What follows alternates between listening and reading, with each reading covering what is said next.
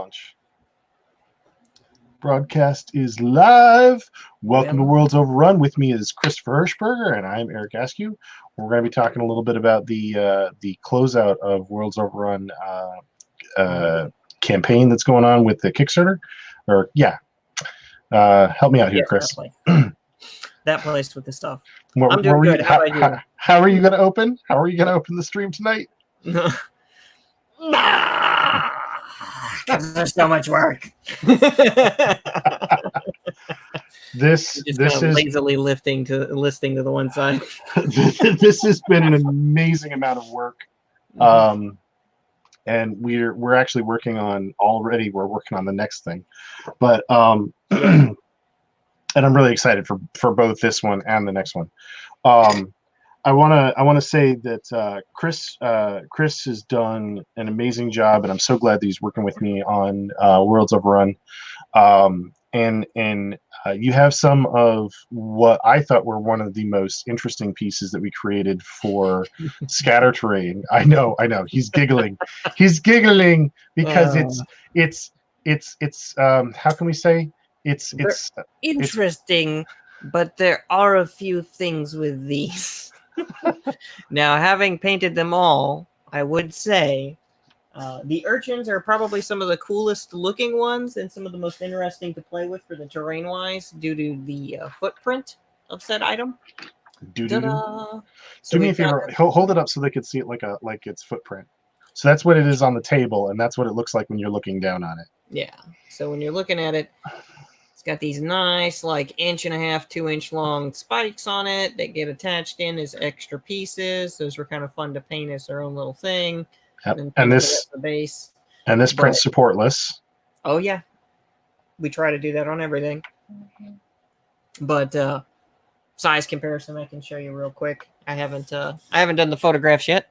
So we'll take our little demon guy here. We'll stick our little demon guy here on the base, and ta-da! And there goes our demon. Is he still whole? Is he bent?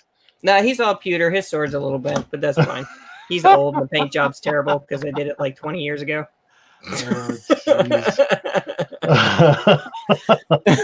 I'll put him back on the shelf. He's fine. That's awesome. So what are the reasons? A horrible party foul. I know. You got to drink it. What I loved about making the thorn urchins is that they're the kind of object that doesn't provide any cover, but they're a horrible obstacle because you have to maneuver around those spikes, which push you out into the open, and they provide a very different strategical problem on the battlefield, and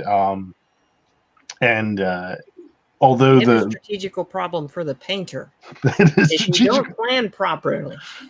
Now, anybody that paints those, I do highly recommend paint the spikes first before sticking them to the thing. It'll make your life a lot easier, a lot better. Otherwise, base coat it in whatever color you want on the interior, because that's going to be the hardest part to get to. So if you're going to attach these and then green stuff them so that you fill any extra gaps or do anything else with that, just make sure that you base coat it in the darker color that you want, paint the interior, and then work your way out. Because if you try to do it the other way around, you're going to get real frustrated trying to get in there with like a 3-hair brush to paint one little highlight on something that you can't quite get to because there's so many spikes and trying to maneuver around them. So yeah, it is. They are a real challenge, but I did design them so that you have a spheroid and then all of the spikes attached to it, and you really do want to pay attention to how you're going to lay it out. Like Chris said, if you can paint all of your bits before you put it together, that's probably the best operation. Which one you got? One of the little spikes here. And you can see the little hook that we've got on the interior here. It actually has a divot that goes inside. This made sticking them on incredibly easy. I was super happy that we had tried this on these particular pieces. It's kind of got like a nice little scoop out bevel, so you can put one nice little drop of super glue in there, kind of roll it around the connection point, and then just hold it in place for a second, and it sticks like it was cemented on. So I'm glad you like those. Those were based on earlier trials with different projects that I've worked on. And it allows us to do, now that we have that in our arsenal for how to make that particular type of key, it makes certain types of operations that much easier. And so this was actually both a technical hurdle that Chris and I wanted to overcome, but also, like I said, it is all about playing with these things and seeing how the characters and the players interact. But yeah, that was really good. well, I like it How too that worked out. because it kind of also adds an extra piece that you can eventually attach into other things because it's already got a decent anchoring point on there. So if you were to do any modifications on something where you wanted to add these in or do any of that kind of stuff, maybe you want some extra spikes on something else. Oh my gosh! You know what you should have done, and I didn't even think of this until you just said that. I wish you'd taken one of your plastic miniatures and hollowed out his body with like a hot knife and impaled him on the spike, and he just like you know, off the edge of it. Yeah, that would have been good. Oh my gosh, that would have been, and then had like black ooze running down the spike from his corpse. If you play war games with these, find out what your friends are playing with. Get one of their models and do this as a jab at them. I mean, I remember when I used to play Warhammer, I had a friend of mine played a lot of Space Orcs, and I had a Space Orc corpse attached to my Land Raider, and I made sure to point it out, and it was a blood smear. It's like it hit the side of the thing and like skidded off and then got impaled. It was pretty gross. Okay, it's your round. Did you see my Blood Raider smeared across my what do you call it? It was a hood ornament. Yeah, basically. I got a new orcish hood ornament. Every round. Every round. Yeah. His name was Bob Glue. His name was Mud. Oh gosh. Oh man, yeah. Too much. So the Kickstarter's done fairly well. We've got only so many hours left to go. 42. 42. Less than what? 2 days? Less than 2 days. Yep. Secret of the Universe. Yep. I'm not even going to go there. Geez. So let me ask you guys, James, what was your favorite piece for this production? For me, it was two pieces that stuck out. One was the Grove portal, and that's because how it was painted. It just turned out amazing. Chris, you outdid yourself on that one. And the other one was the Technicolor snout. The Technicolor snout? I like the Technicolor snout. What are you talking about? He's talking about the egg stock. Oh. He can't remember. He designed it, and he can't remember it. No one called it that. No one ever called it that in the entire time we were working on it. Oh. I do remember the Technicolor part, but I was confused by the snout thing. I got to tell you, I didn't think that the iridescent rainbow style coloring, the sort of aquatic marine style coloring was going to work, but apparently a lot of people that Chris showed the piece off to while it was being worked on, and then later when we finally photographed it, really loved it. They were like really excited for that part. Ta-da. Wait, that way. Right? There it is. Yeah. And I was completely surprised at the number of positive responses we got for this piece. So, but yeah, this is I could tell you guys the backstory, but I try not to because I want everybody to make up their own stories for these pieces. But I was really happy with this overall. Yeah. I was pretty happy with how that paint job. Hey, and there's our little Marine. That's going to be one of the last pictures that he's blue in, because I started painting him today too. So. Yeah, I got tired of the blue guy. Yeah, I was like, I don't want to put. Well, if we're going to keep using him for a scale piece, I figured he should be painted too. Yep. So he gets to fight the bug in his. He's going to be in a green armor suit. So sweet. I love the green. So, Chris, you've worked on all of these pieces. You've had a hand in finishing them and painting them and modding them. Mm-hmm. I know which one's your favorites, but you have an interesting story to tell about one of the pieces and your Gma. Oh yeah, the tree one. Yeah. Which is Out of the first batch of miniatures that I got, I was putting them all together, sanding things off, whatnot, and I like to show my grandmother because she's an artist, so she enjoys a lot of this stuff, even though she doesn't do a whole lot of it anymore. So I would show her the little pieces as I'm working on them, and she fell in love with one of the little trees that we had. So I painted that up and we gave it to her. So it's now sitting on the mantle as like a little finished out piece next to all the little gnome things and stuff that she has. I think that that's really awesome, and that's something that's really unique. Is that you were able to share that with her and she appreciated it. I think that that's something else that's kind of special. Is that the three of us have we're pretty tight knit with each other and with each other's families, and that the appreciation that the other members of our families have for what we do is pretty awesome. I hope the community has equal positive experiences, both with the games that they like to play and their families. So what else do you guys want to bring up tonight? Way to put us all on the spot there. I know. Stop poking me. Exactly. I'm not that kind of orc. I'm not that kind of orc. So let me bring up a couple of things and you guys can chime in.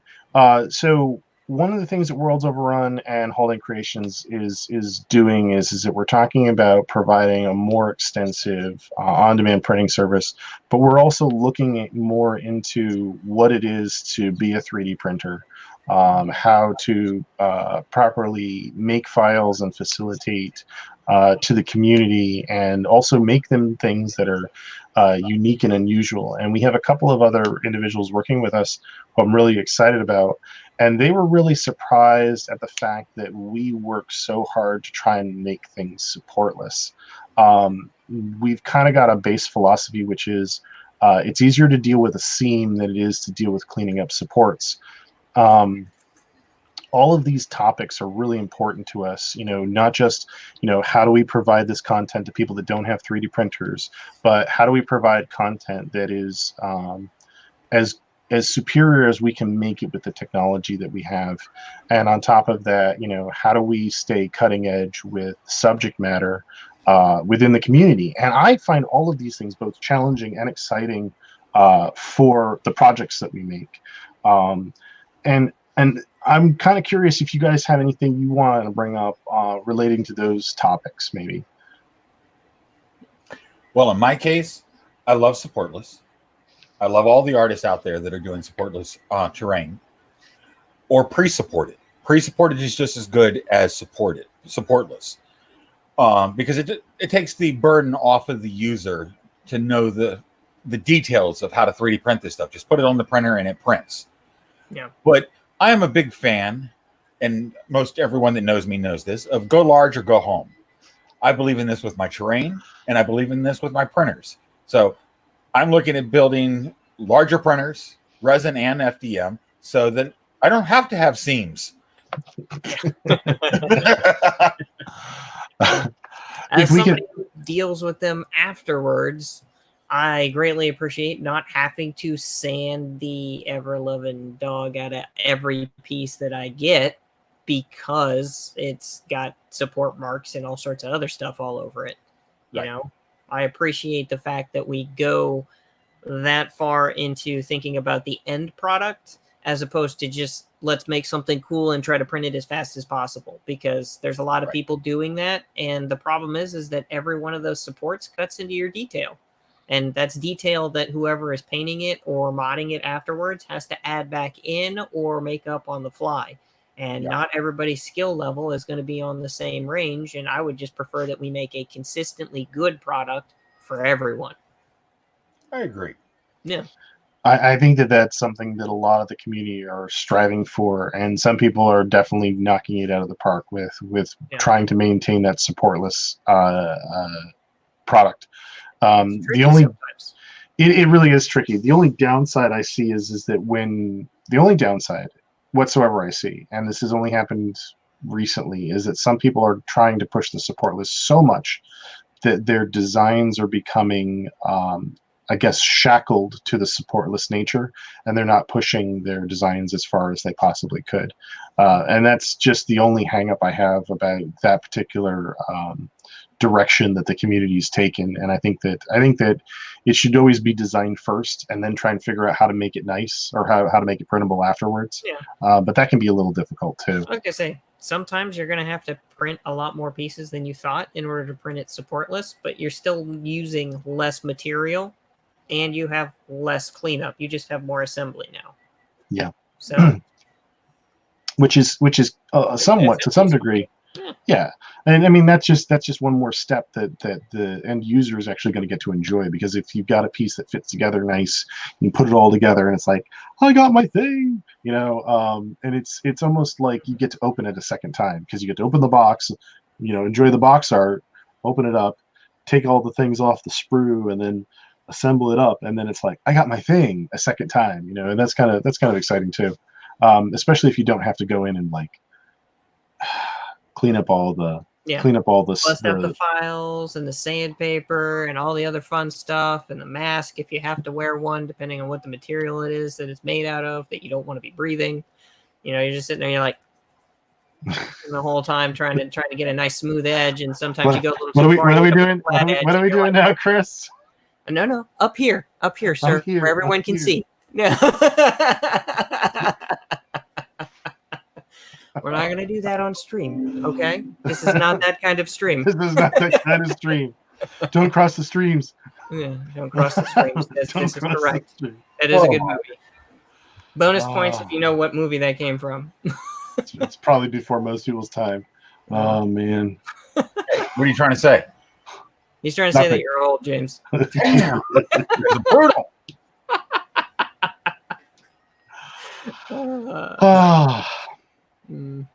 So, yeah, go ahead. But what's next? Oh man, our next project. I don't want to. We're trying to hammer through it as quickly as we can. I don't want to reveal anything here tonight. Okay. But that whole tray, back there. That tray is what is the project. It's part of it. It's a portion of the next project. Go big or go home. That's a definite on this one. We're gonna send some people home. That could be counterproductive, though. Mm-hmm. Crying to their mommies. Do I have to go back to my room? No.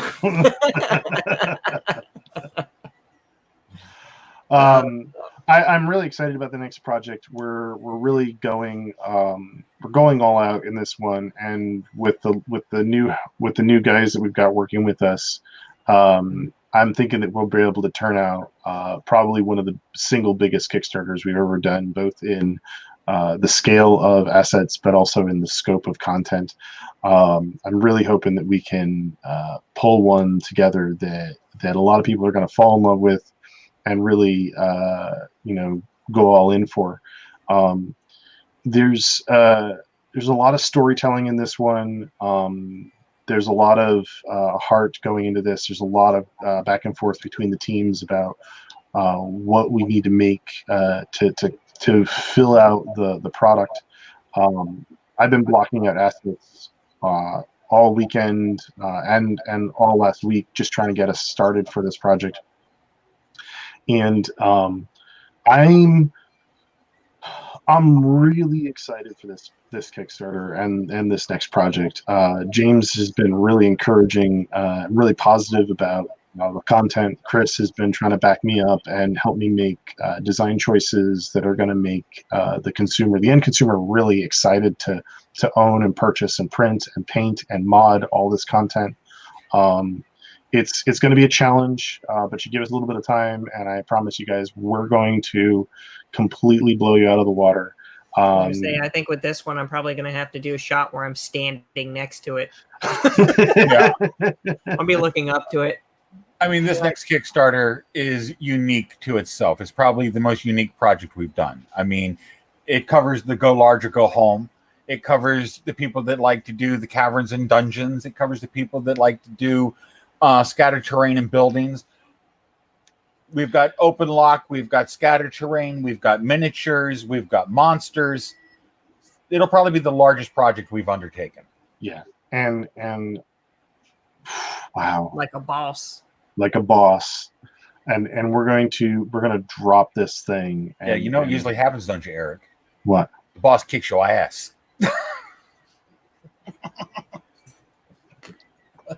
I'm gonna kick my own ass. Oh, hey. There's No, always I a mean, boss in a whatever game. floats your boat, man. If you want to be Bowser, that's up to you, man. It'd be like Fight Club out there just kicking your own ass out in the middle of the street. Oh yeah, I just wow, that got dark. Just man. the fight scene. I'm not talking about the rest of the movie. I don't want you to live that one, but excuse me. But yeah, what else you guys want to talk about? I don't know. I think we had a piece of terrain we were gonna raffle off at some point. We're raffling off another one of our painted portals on this screen. Yeah, I forgot about that. Which one are we raffling off?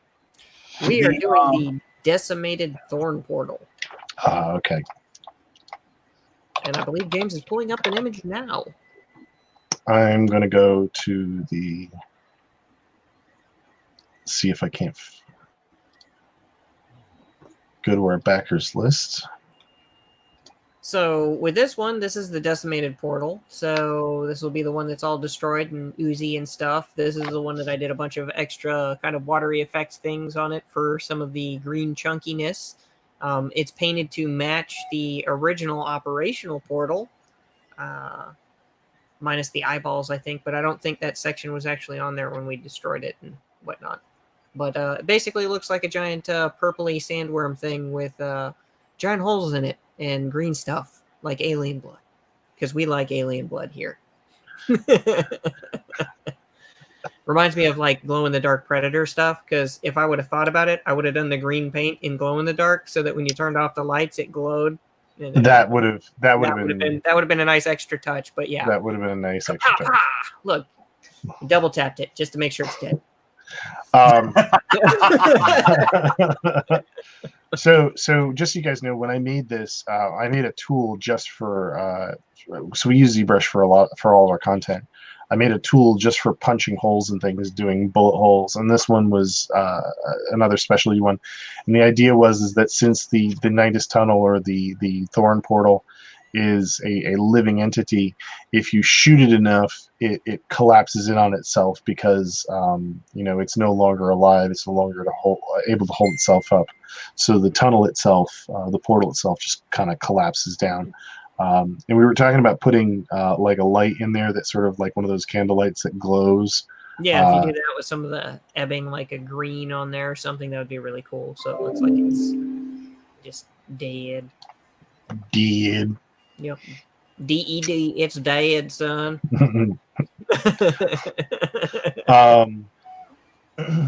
So I am... Oh, wait, never mind. Trying to figure out where I'm supposed to go. Let's see here.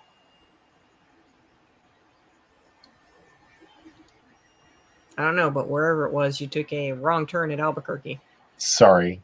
I'm trying to get to my backers report so I can look at the backer numbers so that when James raffles it off, I can announce somebody's name.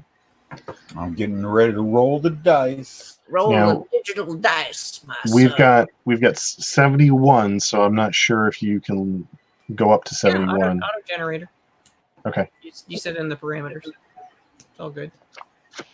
We have a 71-sided die here.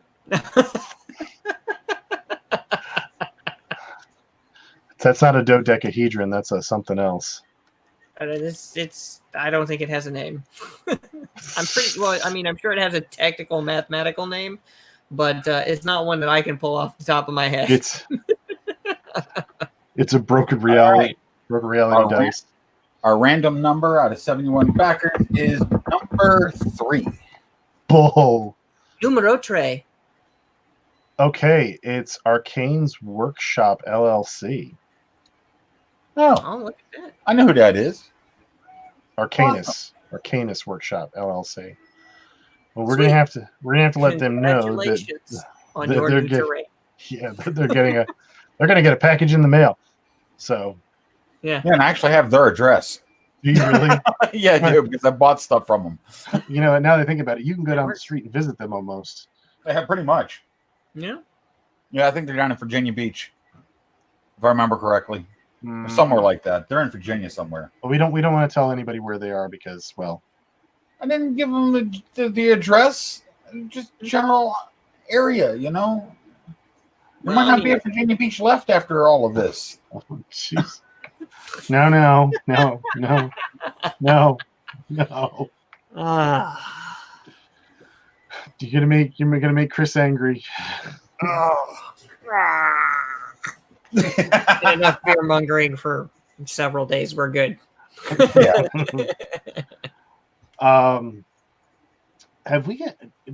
We have no questions in our private chat. Bit of a shame. I guess everybody's watching other things right now. The news. Yeah, I there know, was an I announcement and a political address of some sort. Yeah, Or I think a presidential address of the Yeah. current state of affairs. But And on to another subject. yes,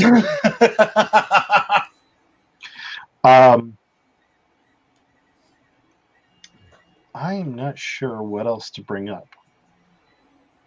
don't forget to tell us your ideas for stuff. If there's things that you want or things that you haven't seen or things that you feel that the market is not providing to you, let us know. We love to make stuff, and we would love to make the stuff you would like to buy. Like a dinosaur-driven carriage. Yes, I need 2. One for work and one for play. I need the sports model. I'd want mine drawn by nothing less than a brontosaurus. Those are slow and large, and you can just build the attachment onto them. Are you sure they're slow? Give me something fast. I need a raptor. Maybe something that flies. I don't know. A raptor pulled carriage. Yes, This is because a when they get whole hungry, different- this it'll is a be whole like different Oregon concept. Trail, only way scarier, because when it stops and they get hungry, they eat you. I don't like this game. I don't like this game. That's too bad. You died of dysentery.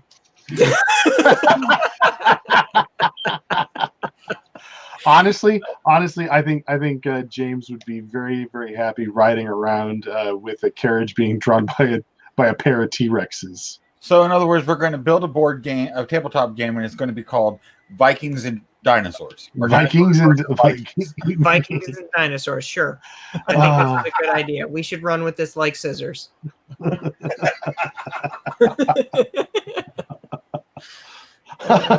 Oh my gosh. Ouch. Dinosaurs, Vikings, and running with scissors. What do these things all have in common? This is stuff that happens at Worlds Overrun. Oh yeah. Or they're all bad ideas. They're all bad ideas. Yeah, but together, our bad ideas might be something halfway decent. True. Hey, it's no worse than anybody else's bad ideas. I mean, Ours You've just seen- come with pretty little dinosaur figurines. where'd you get that brontosaurus? Mm. Now you got to do an geez. ankylosaur because they're armored. I think an ankylosaur would be great. The only thing is that I kind of envision the ankylosaur a little bit like the couch that Hedonist bought from Futurama rides around on. So it'd be great if you didn't want to go anywhere very quickly. Yeah, that's fine. You know what you do is you make a siege tower on its back, and it just kind of lumbers into position. I don't know as if a Can you siege imagine tower. how much? Now, just for a second, come with me on this magical vision land thing that we're going to go on here. Imagine Lord of the Rings with dinosaurs. The orcs would be way scarier if they were riding dinosaurs and not horses. But what would the dwarves? Riding horses I think What were in the books they rode some horses. in the books, There's fell not in steeds. the movies. Hey, I read the books long before I ever saw the movies. So I was raised on that stuff. The Hobbit was a bedtime story, not just a way of life. What would the Hobbit? What would the Hobbit be riding on? What would a Hobbit? I don't know. Just stuff him in a backpack. I mean, he can Baby Yoda this thing. Just don't hit the backpack. That's not cool. What about the dwarves? Make them walk. They smell bad. Make them walk. They smell bad. What would Smog be then? Smog's a dragon. He doesn't need a mount. He is his own mount. That'd be weird if he mounted another mount. You like how I phrased that, right? That brontosaurus looks pretty good right now. Said no one ever. What would the elves ride then? Horses? I mean, unless you want dinosaurs. So the bad guys get cool things, and all the good guys get is a lump of dumb horses. Well, I mean, look at it. Even the Easterlings rode like giant elephant things, but there's no equivalent on the other side. It's basically knights on horses.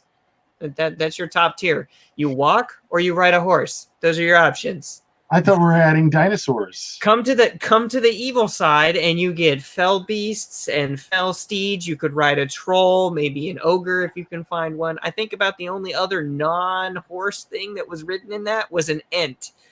And I don't think they volunteered initially to get on that ride. You have to be this big to ride this ride. Mm-hmm. Oh, jeez. Yep. So, if you want a cool exotic mount, you have to be evil. That's how this works. Yay, dinosaurs for the bad guys. Yay, dinosaurs for the bad guys. Wow. You know, we're going to have to concept some of these out because I think that might actually be a cool thing to do. You heard it here first. It was birthed here. So James just put up the banner for that we've been playing with, but yeah, no, that was good. That showed our winner of the Thorn portal, the destroyed Thorn portal. So yeah. Anything else you guys want to talk about? No, I think I'm all sillied out. No. When we were just giving something away more than anything. I want to thank those of you that came out and checked us out tonight. And I appreciate you guys supporting Worlds Overrun and my team and my partners here. I'm Eric. I'm Chris. I'm James. And this is Worlds Overrun. Bye.